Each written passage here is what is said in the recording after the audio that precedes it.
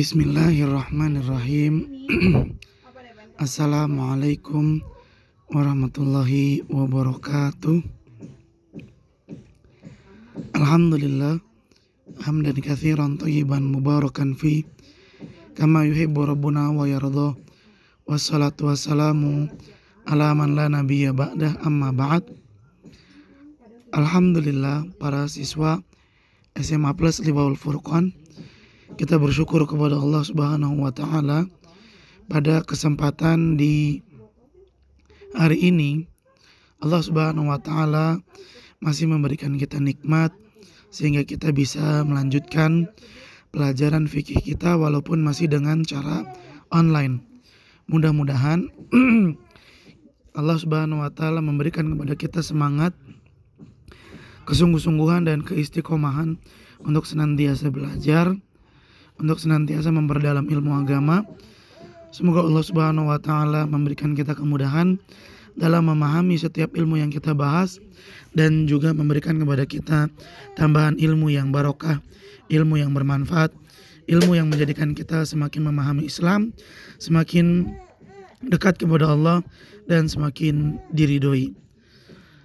Ahibati fillah, para siswa SMA Plus Liwaul Furqan, dan tidak lupa pula, marilah kita senantiasa mengucapkan salawat kepada Nabi yang mulia, Nabi Muhammad Sallallahu Alaihi Wasallam, juga kepada keluarganya, kepada para sahabatnya, dan kepada orang-orang yang senantiasa mengikuti jejak sunnah beliau hingga hari kiamat. Allahumma la sahla illa ma ja'altahu sahla wa anta taj'alul hazana idza syi'ta sahla. Rabbi shrah li sadri wa yassir li amri wahlul 'uqdatam min lisani yafqahu qawli. Rabbana zidna ilman warzuqna fahman. Ahibati fillah, para siswa SMA Plus Liwaul Furqan. Alhamdulillah, pada kesempatan ini insyaallah kita akan membahas bab yang baru, yaitu bab tentang sholat 5 waktu. Yang akan kita bahas adalah pada kesempatan kali ini yang akan kita bahas itu bukan tentang sholat 5 waktunya, tapi waktunya. Waktunya, kapan mulainya, kapan berakhirnya. Subuh kapan dimulai dan kapan berakhir. Begitu pula dengan zuhur, asar, sampai maghrib. Mudah-mudahan kita semua bisa memahaminya dengan baik, kemudian juga bisa mengingatnya. Dan semoga Allah Subhanahu wa taala memberikan kepada kita kemudahan untuk senantiasa mengerjakan sholat 5 waktu tepat di awal waktunya, sebagaimana nasihat Nabi Shallallahu Alaihi Wasallam. Sesungguhnya amalan yang paling dicintai oleh Allah adalah salat di awal waktunya. Baik, mari kita lanjut ke buku Fikih Muyassar. Baik, ahibati fillah, mari kita baca, kita simak, dan kita perhatikan. Mudah-mudahan kita mendapatkan tambahan ilmu yang bermanfaat dan juga ilmu yang barokah. Al-babus salisu, bab ketiga, fi mawaqitus sholati, tentang waktu-waktu sholat wajib. As-shalawatul mafruḍat, sholat yang wajib, khomsun, ada 5, fil yaumi wal lailati, dalam sehari juga semalam. Likulli sholatin minha, setiap sholat dari sholat-sholat yang wajib itu, waktun muhaddad, punya waktu yang telah ditetapkan batasnya. Haddadahu syar'u, yang ditetapkan batasannya oleh syariat Islam. Qala ta'ala, Allah Subhanahu wa taala berfirman, inna salata, sesungguhnya salat itu, kanat alal mu'minina, wajib bagi setiap orang beriman, kitaban mauquta, di mana kewajibannya itu ada batas waktunya, terikat dengan waktu, sehingga tidak bisa dikerjakan semaunya kapan dia ingin, nggak bisa, karena telah ditetapkan batas waktunya.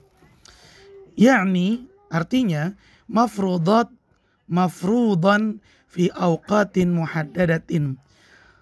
Salat wajib ini wajib ditegakkan pada waktu-waktu yang telah dibatasi oleh syariat Islam. Fala tajzi'us salat, oleh karena itu salat tidak tajzi, tidak sah qabla dukhuli waktiha, sebelum masuk waktunya. Wa hadhil mawaqit, waktu-waktu salat wajib ini, al aslu fiha, dasar asalnya adalah hadithu Ibni Umar, hadis yang diwayatkan oleh sahabat Ibnu Umar radhiyallahu anhuma, anna Nabiya sallallahu alaihi wasallam qala, bahwasanya Nabi Muhammad sallallahu alaihi wasallam bersabda, waktu zuhri, waktu salat zuhur, idza zalatis syamsu, dimulai ketika matahari mulai tergelincir, zalat, tergelincir, condong. Kemana? Ya condong ke arah barat. Kan matahari terbit dari timur tuh. Ya, ketika dia ada di tengah-tengah, kemudian condong ke arah barat, maka pada saat itu matahari menunjukkan telah masuk waktu salat zuhur. Wa kana dhillu rajuli katulihi malam yahduril asru, dan tanda kalau matahari itu telah tergelincir ke arah barat adalah bayangan seseorang, munculnya bayangan seseorang. Ya, muncul bayangan. Jadi setiap benda ada bayangan. Nah, kalau udah ada bayangan itu menunjukkan matahari telah tergelincir tuh. Bayangannya di mana? Bayangannya di sebelah timur.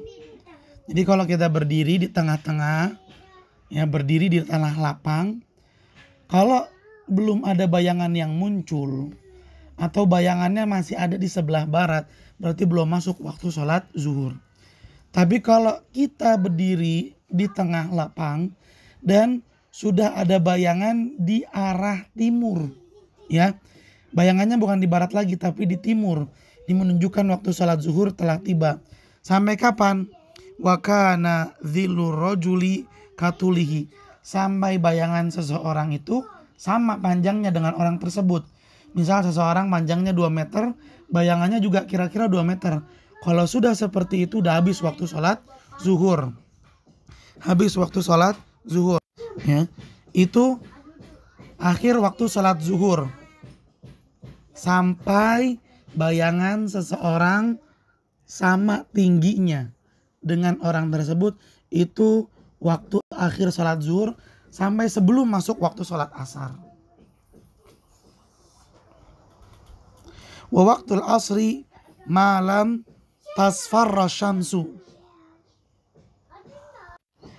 Nah, sedangkan waktu sholat asar itu dimulai dengan berakhirnya waktu sholat zuhur tadi, yaitu ketika bayangan seseorang sudah sama panjang dengan orang tersebut.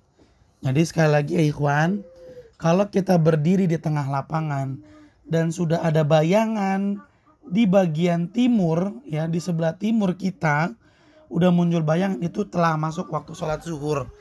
Sampai kapan? Sampai bayangan kita itu sama panjangnya dengan diri kita. Kalau sudah sama panjang berarti waktu sholat zuhurnya sudah habis. Dan dengan selesainya waktu sholat zuhur, otomatis masuklah waktu sholat asar.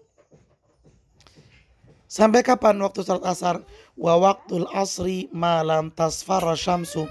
Dan waktu sholat asar itu sampai sebelum matahari menguning. Kapan itu? Yaitu ketika kita ngelihat di area barat, di daerah atau bagian barat mulai ada warna merah ke kuning-kuningan. Nah, kalau sudah seperti itu menunjukkan waktu sholat asar telah selesai. Ya, atau lebih mudahnya lagi ya ikhwan, waktu sholat asar itu sampai bolanya matahari itu tenggelam. Bolanya. Ketika bola matahari tenggelam, cahaya masih ada di bagian barat. Cahayanya masih tersisa, tapi warnanya sudah bukan terang lagi seperti siang. Warnanya sudah merah ke kuning-kuningan. Dan juga ditandai dengan mulai munculnya gelap di bagian timur. Tenggelamnya bola matahari, di bagian barat muncul warna merah ke kuning-kuningan. dan di bagian timur muncul gelap. Kalau sudah seperti itu menandakan bahwa waktu sholat asar telah selesai. Jadi waktu sholat asar itu dimulai dengan berakhirnya waktu sholat zuhur, yaitu ketika bayangan seseorang sudah sama panjangnya dengan orang tersebut. Dan berakhirnya sholat asar yaitu ketika tenggelamnya bola matahari, ditandai dengan munculnya warna merah kekuning-kuningan di bagian barat dan munculnya gelap di bagian timur. Baik. Wa waktu salatil maghrib malam yaghibis syafaq. Dan dengan berakhirnya waktu salat asar, maka otomatis masuklah waktu salat maghrib. Baik, kita lanjutkan. Wa waktu salatil maghrib malam yaghibis syafaqu. Dan waktu salat maghrib itu masih berlangsung malam selama belum yaghibis syafaq, hilang warna merah kekuning-kuningan itu. Jelas ya? Jadi kan waktu asar tadi berakhir dengan tenggelamnya bola matahari, ditandai dengan munculnya warna merah kekuning-kuningan di bagian barat dan munculnya gelap di bagian timur. Kalau waktu sholat asar udah habis, otomatis kan masuk waktu sholat maghrib. Nah, waktu sholat maghrib itu sampai kapan? Ya sampai warna merah kekuning-kuningan itu masih ada, berarti masih ada waktu sholat maghrib. Kalau sudah hilang warna merah kekuning-kuningan, menandakan bahwa sholat maghrib juga sudah habis. Dan dengan habisnya waktu sholat maghrib, maka berakhir pula lah, dengan berakhirnya waktu sholat maghrib, maka mulailah otomatis masuklah waktu sholat isya. Baik, kita baca. Wa waktu sholatil isya ila nisfil lailil awsat.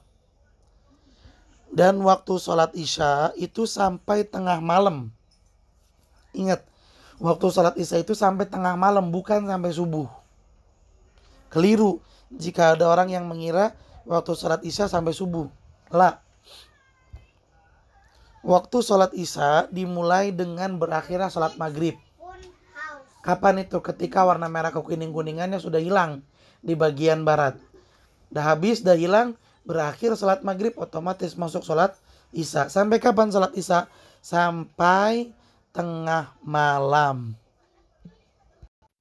Jadi waktu sholat isya sekali lagi sampai tengah malam ya. Sampai tengah malam berdasarkan hadis ini. Wa waktu sholatis subhi, dan waktu sholat subuh, lihat. Dan waktu sholat subuh min tulu'il fajri, dimulai sejak terbitnya fajar sodik.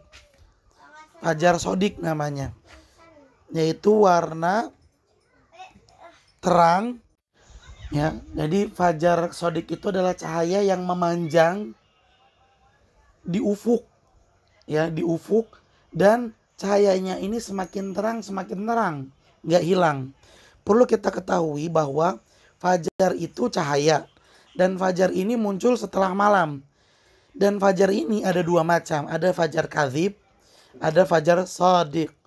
Fajar kadzib itu mencuatnya cahaya ke langit, ke atas, mencuat cahaya, tapi hilang nanti, jadi gelap lagi malam. Ini bukan fajar yang menandai masuknya waktu salat subuh. Dan itu disebut dengan fajar kadzib, yaitu cahaya yang mencuat ke atas lalu hilang. Sedangkan fajar shadiq adalah cahaya yang membentang panjang di bagian ufuk, dan cahaya ini nggak redup, justru malah semakin lama semakin terang. Nah, cahaya inilah yang menandai masuknya waktu sholat subuh.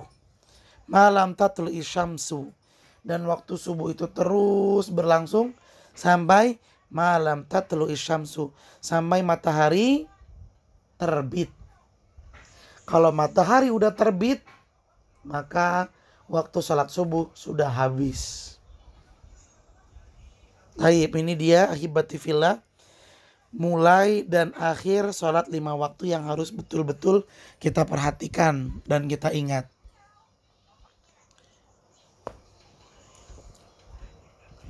Yang pertama kata Nabi adalah waktu sholat zuhur. Dimulai dari sejak tergelincirnya matahari dari tengah langit ke arah barat. Dan ditandai dengan munculnya bayangan di bagian timur untuk setiap benda yang ada. Sampai kapan?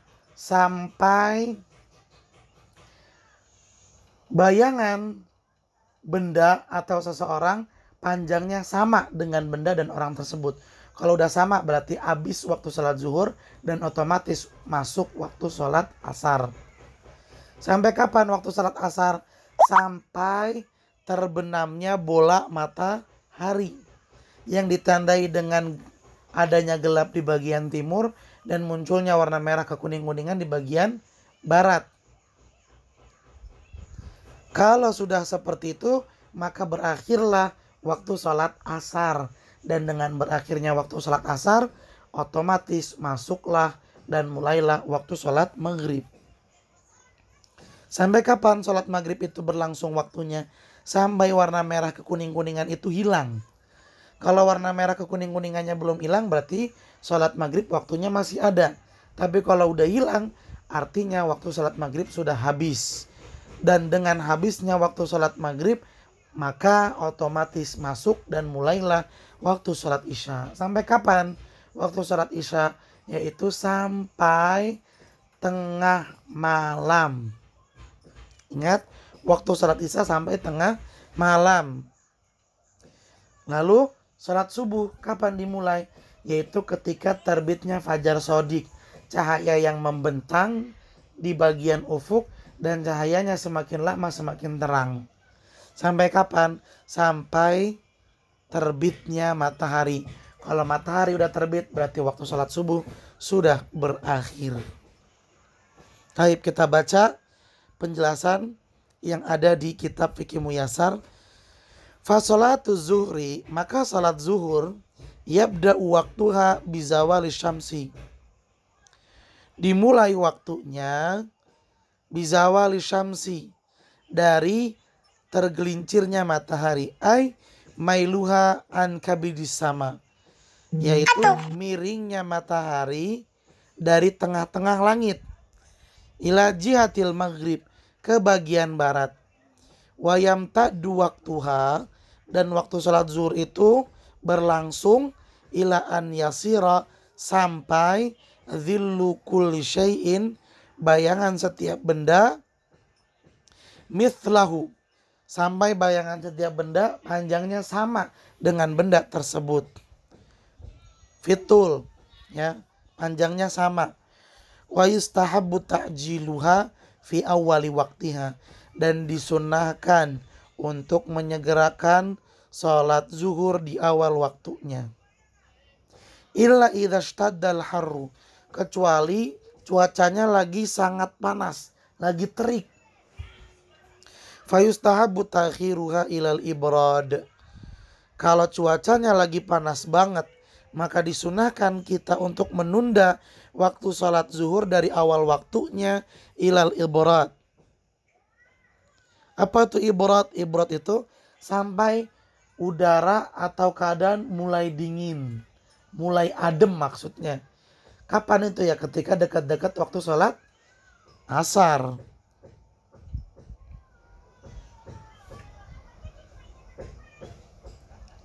Liqaulihi sallallahu alaihi wasallam. Hal ini berdasarkan sabda Nabi Muhammad sallallahu alaihi wasallam, idza ishtaddal harru, apabila udara cuaca sedang panas-panasnya, fa'abridu bis salat, maka kerjakanlah salat zuhur ketika waktunya atau cuacanya atau udaranya mulai adem. Fa inna syiddatal hari, karena ketahuilah sesungguhnya sengatan panas, min faihi jahannam, itu diakibatkan karena menguapnya udara panas dari neraka jahannam. Nas'alullaha salamata wal afiyata min jahannam. Taib. Wa salatul asri, dan salat asar, yabda'u waktuha, waktunya dimulai min nihayati waktu zuhri, sejak berakhirnya waktu salat zuhur, ay min sayrurati dhilli kulli syai'in mithlahu, yaitu ketika bayangan setiap benda panjangnya sama dengan benda tersebut.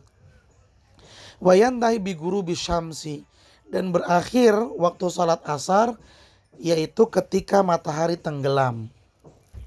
Ai inda akhiril isfirar, yaitu ketika muncul tanda merah kekuning-kuningan, berakhirnya warna kuning matahari yang ditandai dengan adanya warna merah kekuning-kuningan. Wa yusannu ta'jiluha fi awwali waqti, disunahkan untuk menyegerakan pelaksanaan salat asar di awal waktunya. Wahiyya salatul wusta, dan salat asar inilah salat yang dinamakan dengan salatul wusta. Allati nasallaha 'alaiha, yang Allah Subhanahu wa taala sebutkan di dalam Al-Qur'an. Fi qouli ta'ala, yaitu pada firman-Nya, hafidhu 'alas salawati, hendaklah kalian menjaga salat 5 waktu, was salatil wusta, dan juga hendaklah kalian menjaga salat wusta. Apa itu salat wusta? Salat asar. Wa qumu lillahi qanitin, dan berdirilah ya, sebagai bentuk beribadah kepada Allah dalam salat dengan penuh ketenangan dan dengan penuh ketaatan kepada Allah Subhanahu wa taala. Mungkin ada yang bertanya, loh kok salat asar disebutkan lagi di surat ini? Bukankah salat asar itu termasuk dari salat 5 waktu? Ya, ini ada faidahnya. Kenapa salat asar kok disebutkan lagi? Padahal kan dia sudah termasuk dari salat 5 waktu. Ada pelajaran yang harus kita pegang dari ayat ini. Apa itu? Dalam bahasa Arab, jika sesuatu sudah disebutkan secara umum, disebutkan lagi secara rinci. Misalnya gini, kelas 10 SMA plus di Wauru Forkon semuanya wajib untuk berpakaian rapi, dan fulan wajib untuk memakai pakaian rapi. Padahal si fulan itu termasuk dari kelas 10, kok disebut lagi dia? Nah, apa pelajarannya? Sesuatu jika sudah disebutkan secara umum, disebutkan lagi secara khusus, maka yang khusus itu harus lebih dijaga lagi, harus lebih diperhatikan lagi, harus lebih diekstra lagi dalam penjagaannya. Salat 5 waktu harus kita jaga. Dan salat asar ini harus betul-betul kita sangat jaga. Waqad amara Nabi sallallahu alaihi wasallam bil muhafadzati 'alaiha. Sungguh Nabi sallallahu alaihi wasallam telah memerintahkan kita untuk menjaga salat asar. Faqala, Nabi sallallahu alaihi wasallam pun bersabda, man fatathu salat tal asri, siapa yang ninggalin salat asar, faka'an nama wutira ahluhu wa maluhu, maka dia itu seperti orang yang kehilangan keluarga atau hartanya, rugi dia. Jadi orang yang merugi seperti kerugian orang yang kehilangan keluarga atau kehilangan harta yang dia cinta. Wa qala sallallahu alaihi wasallam, dan yang lebih dahsyatnya lagi, Nabi sallallahu alaihi wasallam mengatakan, man taraka salatal asri, siapa meninggalkan waktu salat asar, siapa meninggalkan salat asar, faqad habita amalu, semua amalannya dihapus sama Allah, batal, amal ibadahnya batal. Nauzubillahi min zalik. Semoga Allah Subhanahu wa taala memberikan kita kemudahan untuk senantiasa melaksanakan salat 5 waktu di awal-awal waktunya.